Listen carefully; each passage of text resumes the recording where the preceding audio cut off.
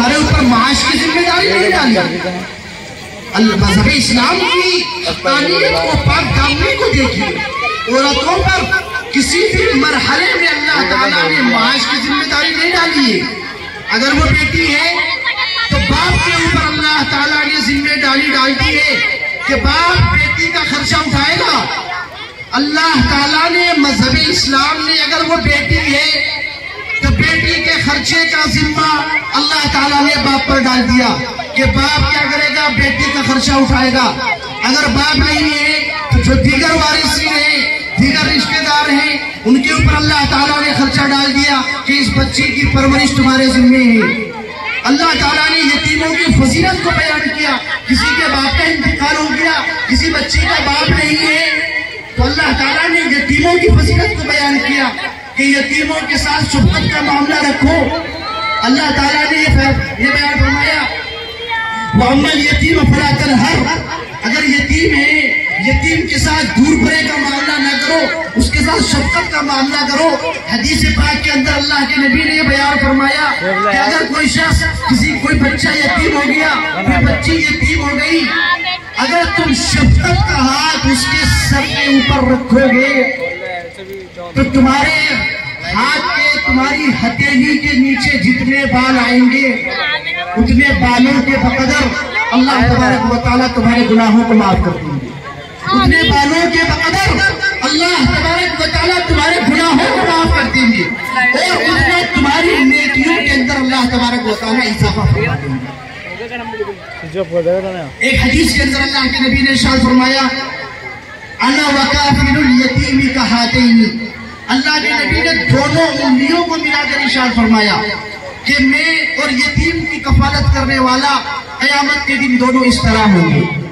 یعنی ایک شخص جو کسی یتیم بچے یا بچی کی کفالت کرتا ہے تو قیامت کے دن میں اور وہ مرتبے کے اعتبار سے ہم دونوں برابر ہوں گے. اللہ اکبر.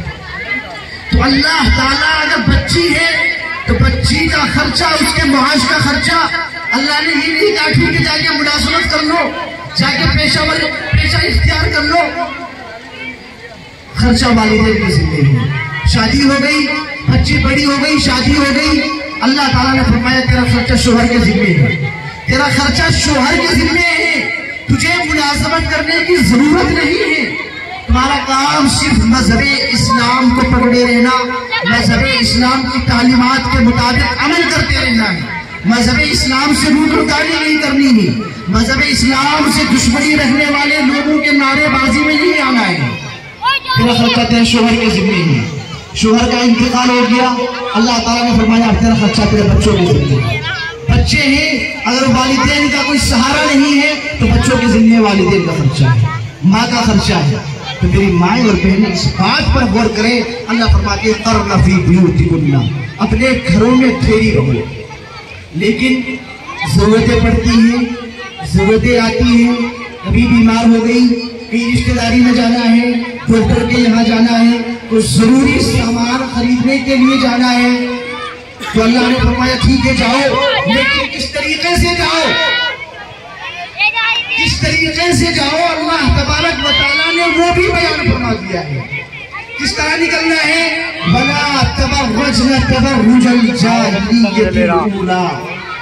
اللہ نے فرمایا کہ جو زمانے جاہلیت کا دور تھا، جس دور کے اندر تمہیں منحوس تصور کیا جاتا تھا، جس دور میں تمہیں زندہ درگور کر دیا جاتا تھا، جس دور کے اندر تمہاری کوئی حیثیت نہیں تھی، کوئی وقار نہیں تھی، اس زمانے کی طرح گھروں سے نکل کر نہ جاؤ کہ پورا چہرہ نظر آ رہا ہے، پورا جسم نظر آ رہا ہے. اللہ فرماتے پردہ اختیار کر کے گھروں سے نکلو. وَلَا تَبَرَّجْنَ تَبَرُّجَ الْجَاهِلِيَّةِ الْأُولَىٰ. زمانے جاہلیت کی طرح زیر و زینت اختیار کر کے ہماری بہت سی بہنیں جو شادی شدہ بھی ہوتی ہیں تو معاذ اللہ یہ سمجھ کے کہ پورا گاؤں میرا بھائی ہے، پورے گاؤں کے بڑے بڑے میرے باپ ہیں. اللہ کے نبی کو تو اللہ کے نبی کے گھر کے خاندان کی عورتوں کو خطاب کیا جا رہا ہے کہ نہیں پردہ کرنا ہے. اگرچہ حضرات صحابہ اکرام رضی اللہ تعالیٰ عنہ کا دور ہے، حضرات صحابہ اکرام رضی اللہ تعالیٰ عنہ کا دور خیر القرون قرنی، سب سے بہترین دور، اس سے بہترین دور ظاہر سی بات ہے نہیں ہو سکتا۔ صحابہ کرام رضی اللہ تعالیٰ عنہ، اللہ فرماتے ہیں رضی اللہ عنہم ورضوا عنہ، وہ تو پاک تھا، وہ تو پاک تھے حضرت صحابہ کرام رضی اللہ تعالیٰ عنہ، وہ گناہوں کے اندر ملوث نہیں تھے، شیطان کا وسوسہ نہیں تھا، اللہ نے ان کی جنت میں جانے کی بشارت دے دی۔ پھر بھی کہا جا رہا ہے کہ بے شک وہ بات ہے، اللہ تعالیٰ ان سے راضی ہے، وہ جنتی ہے، پھر بھی ان سے پردہ کرو۔ لیکن میرا عزیز اور بزرگ، آج کا ہمارے پرفتن دور پردہ نام کی کوئی چیز نہیں، ہماری مائیں اور بہنیں ایسے ہی نکل جاتی ہیں، تو پردوں کا اہتمام کرو۔ پھر انشاءاللہ جب آپ مذہب اسلام کو اور شریعت کو اپنی زندگیوں کے اندر داخل کریں گی تو انشاءاللہ ہمارا مقام و مرتبہ وہ ہوگا جو اللہ تبارک و تعالیٰ نے بیان فرمایا، جو مذہب اسلام نے بیان فرمایا، جو شریعت نے بیان فرمایا۔ انشاءاللہ اللہ تبارک و تعالیٰ دنیا کے اندر بھی اور آخرت کے اندر بھی ہمیں کامیابی عطا فرمائے۔ چونکہ میری مائیں اور بہنیں یہاں پر موجود تھی، اس لیے ان سے متعلق یہ باتیں کہی گئی ہیں۔ اب محترم حضرات، میں ایک دوسرا موضوع شروع کرنے جا رہا ہوں۔ تو دیکھیے، زمانے جاہلیت کا دور تھا، اس جاہلیت کو ختم کرنے کے لیے، جاہلیت کی بدعات کو، رسومات کو مٹانے کے لیے اللہ کے نبی صلی اللہ علیہ وسلم نے کیا کیا؟ اپنا کلام نازل فرمایا، قرآن پاک کو نازل فرمایا۔ قرآن پاک اللہ تبارک و تعالیٰ کا کلام ہے، اللہ تبارک و تعالیٰ کا کلام ہے، یعنی اللہ تبارک و تعالیٰ کی زبان سے نکلا ہوا، اللہ تبارک و تعالیٰ نے کلام پاک کو بولا ہے۔ جو دیگر کتابیں تھی، پہلی کتابیں تھی تورات، زبور، انجیل، جو بڑی بڑی کتابوں کے نام ہم سنتے ہیں، یہ بھی اللہ کی کتابیں تھیں، لیکن یہ اللہ کا کلام نہیں تھی، اللہ کا کلام نہیں تھی۔ میرے نوجوان بھائی توجہ سے اور غور سے سنیں، جو پہلی کتابیں تھیں وہ اللہ کی کتابیں تھیں، لیکن اللہ کا کلام نہیں تھا۔ ان کتابوں کے ساتھ کیا معاملہ پیش آیا؟ ان کتابوں کے ساتھ یہ ہوا کہ جیسے جیسے نبی کا دور ختم ہوتا جاتا تھا، وہ شریعت ختم ہوتی جاتی تھی اور اس کے اندر رسومات آ جاتی تھی، بدعات آ جاتی تھی اور خرافات آ جاتی تھی، یہاں تک کہ ان شریعتوں کے اندر، عیسائیت کے اندر، یہودیت کے اندر جب ہم دیکھتے ہیں ان کے اندر تحریف ہو گئی ہے۔ آج یہودیت یہ اپنے اصل مذہب پر قائم نہیں ہے، عیسائیت اپنے اصل مذہب پر قائم نہیں ہے، ان کے اندر تحریفیں ہو گئی، ان کے اندر تبدیلیاں ہو گئی۔ لیکن اللہ تعالیٰ نے جو کلام پاک کو نازل فرمایا، تو کلام پاک کو نازل کیا جب اللہ تبارک و تعالیٰ نے، تو چونکہ یہ آخری کلام ہے، یہ آخری کتاب ہے، اب اس کے بعد ظاہر سی بات ہے کوئی کلام آنے والا نہیں ہے، کوئی کتاب آنے والی نہیں ہے۔ تو پہلی بات تو یہ کہ اللہ تبارک و تعالیٰ نے اس کلام کو نازل فرمایا، اور اس کلام کو نازل فرما کے اللہ تبارک و تعالیٰ نے قیامت تک کے لیے ایک اعلان کر دیا۔ کیا اعلان کر دیا؟ کہ اِنَّا نَحْنُ نَزَّلْنَا الذِّكْرَ، کہ دیکھو بے شک کلام پاک کو ہم ہی نے نازل کیا ہے۔ ایک بات تو یہ ہے کہ چونکہ کفار اور مشرکین کیا کرتے تھے، نبی پاک صلی اللہ علیہ وسلم پر اعتراضات کیا کرتے تھے، نبی پاک صلی اللہ علیہ وسلم کو کہا کرتے تھے کہ اللہ کے نبی صلی اللہ علیہ وسلم اس کلام کو لے کر آئے ہیں، یہ نبی پاک صلی اللہ علیہ وسلم کا کلام ہے۔ اللہ نے صاف فرما دیا نہیں، یہ نبی پاک صلی اللہ علیہ وسلم کا کلام نہیں ہے، یہ اللہ کا کلام ہے۔ اِنَّا نَحْنُ نَزَّلْنَا الذِّكْرَ، کلام پاک کو بے شک ہم ہی نے نازل کیا ہے۔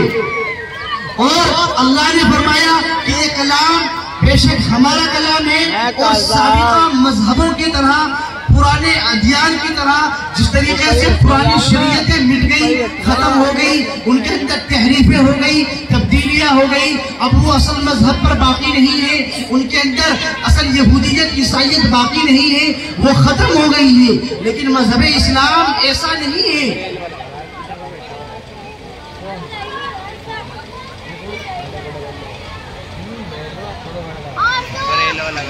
تو اللہ فرماتے ہیں کہ کلام پاک یہ ایسی کتابیں ہم نے نازل کی ہے وَإِنَّا لَهُ لَحَافِظُونَ، اور بے شک ہم ہی اس کلام پاک کی حفاظت کریں گے۔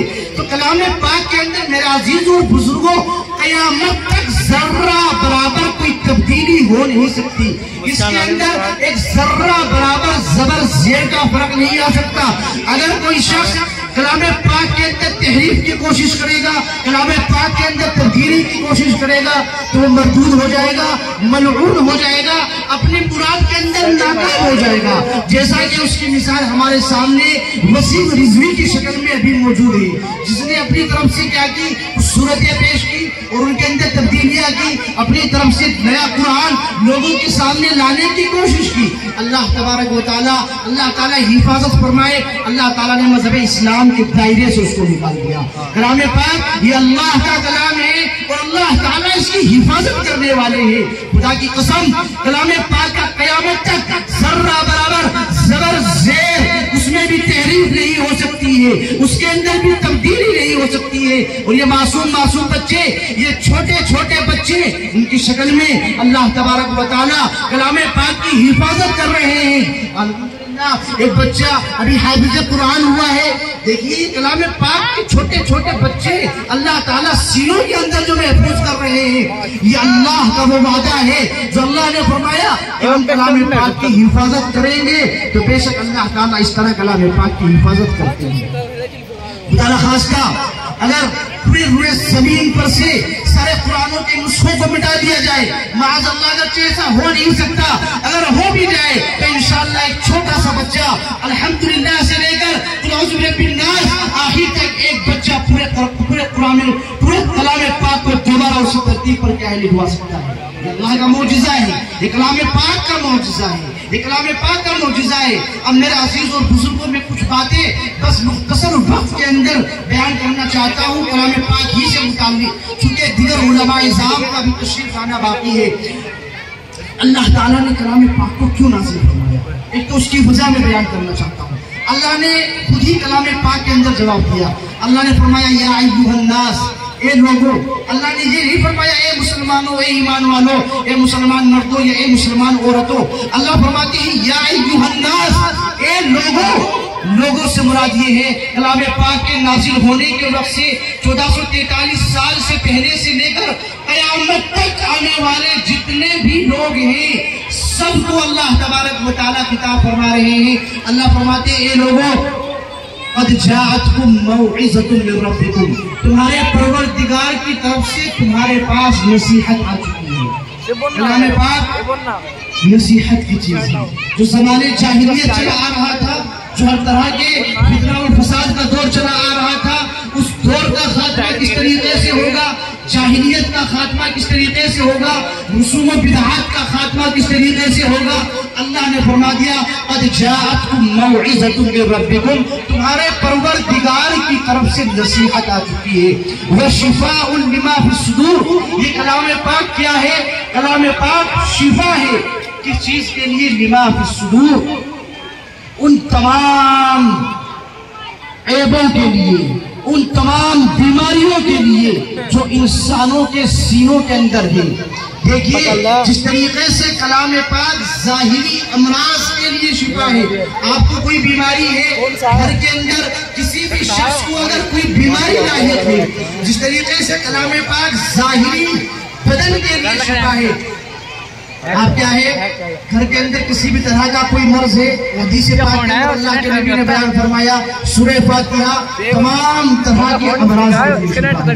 گھر کے اندر کسی بھی طرح کا کوئی مریض ہے، کلام پاک یہ آپ اٹھائیے الحمدللہ پڑھیے 3 بار اور انشاءاللہ دم کر کے کیا پانی کو بچے کو مریض کو پلا دیجیے، انشاءاللہ شفا ہوگی۔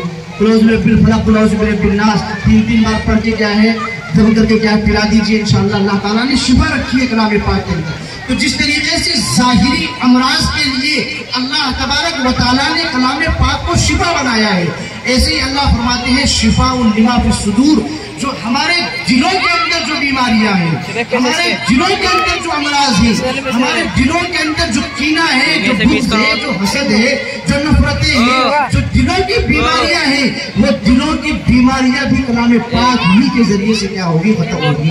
ایک نوٹ دے دو۔ اللہ تعالیٰ نے آگے ارشاد فرمایا یہ کلام پاک ایسا عظیم کلام ہے، ایسی عظیم کتاب ہے۔ اللہ فرماتے ہیں فَبِذَلِكَ فَلْيَفْرَحُوا، اسی آیت میں آگے جا کے اللہ فرماتے ہیں فَبِذَلِكَ فَلْيَفْرَحُوا، یہ ایسی عظیم نعمت ہے اللہ تبارک و تعالیٰ کی کہ اسی پر تمام مسلمانوں کو، تمام عالم اسلام کے لوگوں کو اسی پر خوش ہو جانا چاہیے کہ اللہ تبارک و تعالیٰ نے کلام پاک جیسی عظیم نعمت ہمیں عطا فرما دی۔ آگے اللہ فرماتے ہیں خَيْرٌ مِّمَّا يَجْمَعُونَ، اللہ فرماتے ہیں کہ تم دنیا بھر کی نعمتیں اکٹھا کر لو، تم دنیا بھر کا مال و دولت اکٹھا کر لو، تم سب کچھ اکٹھا کر لو، پوری کائنات کو اپنے قدموں کے نیچے لا کر ڈال دو۔ اللہ فرماتے ہیں کلام پاک ہوا خیر، کلام پاک دنیا سے افضل ہے، کلام پاک تمام دنیا کی جمع شدہ چیزوں سے افضل ہے۔ تو الحمدللہ وہ بچے جو اپنے سینوں کے اندر کلام پاک کو محفوظ کرتے ہیں، وہ الحمدللہ دنیا جس کو اپنے سینوں کے اندر محفوظ کرتے ہیں، اور والدین اپنے بچوں کو کلام پاک سے افضل کوئی تحفہ نہیں دے سکتے۔ اسی لیے اللہ کے نبی نے ارشاد فرمایا کہ جو بچے حافظ قرآن ہوتے ہیں تو ان کے والدین کو قیامت کے دن سورج سے بھی زیادہ روشن پاتے ہیں۔ کیوں؟ اس لیے کہ انہوں نے دنیا کی سب سے قیمتی چیز اپنے بچوں کو عطا کی۔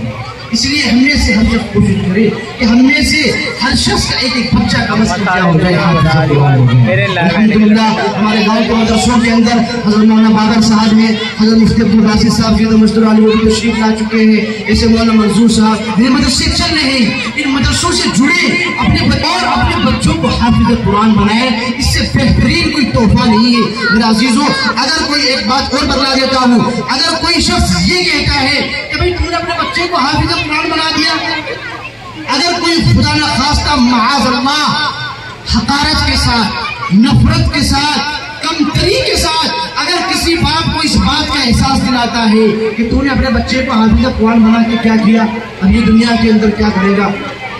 قیامت کے دن اس کی سفارش کو ہوتی ہے۔ قیامت کے دن اس کے حق میں ہو سکتا ہے یہ اس کے جہنم میں جانے کا سبب بنتا ہے۔ کیوں؟ وہ کلام پاک کی عظیم ترین نعمت کو، وہ کلام پاک کو حقیق سمجھ رہا ہے، وہ کلام پاک کو کمتر سمجھ رہا ہے۔ کلام پاک سے عظیم کوئی چیز نہیں ہے۔ اس کے میرے عزیز و بزرگوں ایک حدیث بیان کر کے اپنی بات کو ختم کرتا ہوں۔ اللہ کے نبی صلی اللہ علیہ وسلم نے ارشاد فرمایا یہ حافظوں کے لیے نہیں ہے، یہ ہم سب مسلمانوں کے لیے ہے، ہم سب نوجوانوں کے لیے ہے، سب ماں اور بہنوں کے لیے ہے۔ اللہ کے نبی نے ارشاد فرمایا من قرأ حرفا من القرآن فلہ عشر۔ اللہ کے نبی ارشاد فرماتے ہیں کہ دیکھو اگر کوئی شخص کلام پاک کا ایک حرف پڑھتا ہے تو اس کو 10 نیکی عطا فرماتے ہیں اللہ۔ اگر کوئی شخص کلام پاک کا ایک حرف پڑھتا ہے تو اللہ تعالیٰ اس کو ایک حرف کے بدلے 10 نیکی عطا فرماتے ہیں۔ اور شریعت کے اندر ایک ضابطہ ہے، شریعت کے اندر ایک ضابطہ ہے کہ آپ جو بھی نیکی کا کام کرو، آپ کسی بھی طرح کی نیکی کرو، نماز پڑھو، روزہ رکھو، صدقہ کرو، آپ جو بھی نیکی کرو گے ہر نیکی پر اللہ تعالیٰ 10 گنا اجر عطا فرماتے ہیں۔ کوئی بھی نیکی، یہ اسلام کا ضابطہ ہے۔ یہ ضابطہ کب ملا؟ جب نبی پاک صلی اللہ علیہ وسلم معراج پر تشریف لے گئے اور 50 نمازیں اللہ کے نبی کو دی گئی، اور پھر ہوتے 5 نمازیں رہ گئی۔ ہم سب جانتے ہیں مسلمان۔ اللہ تعالیٰ نے فرمایا ٹھیک ہے امت مسلمہ پر نمازیں 5 ہیں لیکن ثواب 5 نمازوں پر 50 نمازوں کا ہی نہیں۔ یہ ضابطہ سب سے پہلے